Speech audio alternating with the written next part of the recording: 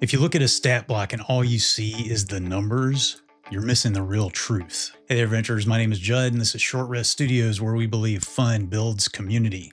My players were up against an overwhelming number of zombies. They managed to escape the burning building, but the zombies were right on their heels, and that's when my rogue had a really dumb idea. So dumb it was brilliant.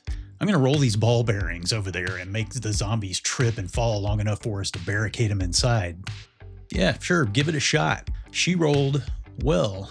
The zombies started falling all over each other like the Three Stooges, and the party shut the door and held the zombies inside until they were well done, literally. No way that should have worked. And if I'd looked at that zombie stat block, the HP, the armor class, the undead fortitude, and just seen the numbers, it wouldn't have.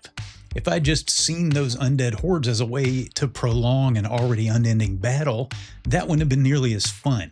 I'm getting a little philosophical today. Just think of this as my Matt Colville video, so feel free to hit the doobly-doo while we dive in. See, the math was actually telling me that zombies aren't terribly hard to hit, but they keep getting back up. Combining that with their lore told me that they will always keep coming. The numbers were also telling me that zombies are not smart by any stretch of the imagination, and they're not very quick. So if anyone was going to trip on ball bearings, it would be really not smart undead eating machines with the agility of a drunk sloth. D&D or whatever TTRPG you're running is mathematical, but it's not math. In fact, a TTRPG is more like music. Think about the songs or the performances you love. Powerful vocals, haunting melodies, beautiful harmonies, swelling chords. Every bit of that is built on a mathematical structure. Every measure has 4 beats, usually. You've got quarter notes and eighth notes and whole notes. Sounds an awful lot like fractions. The frequencies of the notes themselves can be broken down into numbers. I've been a musician my whole life, and when I was a kid, I had this home computer that I could actually program sheet music into and listen to the computer play it back. The tone the computer used was absolutely awful. This was the 80s after all, but as long as I entered all the notes correctly, it played every note with precision. The harmonies were perfect. Because a computer, especially back then, was just a glorified calculator. Computers are better at making music now, but no matter what the AI pundits tell you, they've still got nothing on human beings. Because making music is about more than just numbers and precision and putting the right frequencies together. It's about understanding that the shift from a major third to a minor makes you feel a little sad. It's about the sound of a voice. Only Aurora sounds like Aurora, and only Sting sounds like Sting. Or of an instrument. A clarinet doesn't sound anything like a piano. There's even a difference when different people play the same instrument. There's a huge difference between Billy Gibbons and Eddie Van Halen and Mike McCready. Music has an underlying mathematical structure, but the people who really understand it can use it to express longing or pain or love. And that's about as far from a math problem as you can get.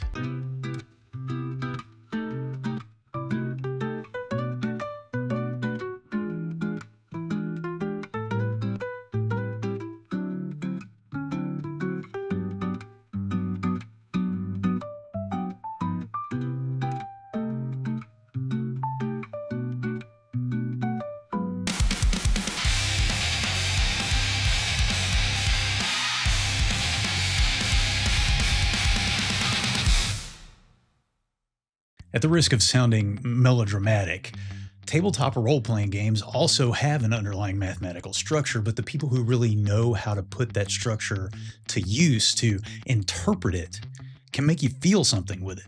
The math is an underlying structure for adventure, for laughs, sometimes even for what we might consider more powerful emotions. The best DMs, whether their games tend to be more combat or narrative-oriented, know how to hear what that underlying mathematical structure is really telling them. And that's what elevates their games. That zombie stat block showed me how the zombies would respond, that they might actually be so clumsy that the rogue's ball bearings would do the trick. A monster like a goblin with good dex and nimble escape knows those things about itself and will use them to its benefit. But the math can also tell you if that creature isn't even going to stand up and fight. If it's got high enough wisdom and at least average intelligence, it's going to know whether or not it can feasibly take you on or if it needs to run away when the tide turns against it. And things like random encounter tables. Yeah, those are a tool based entirely on the math of probability, but they're only there to create a structure for narrative events and the kind of chance that creates great stories around your game table.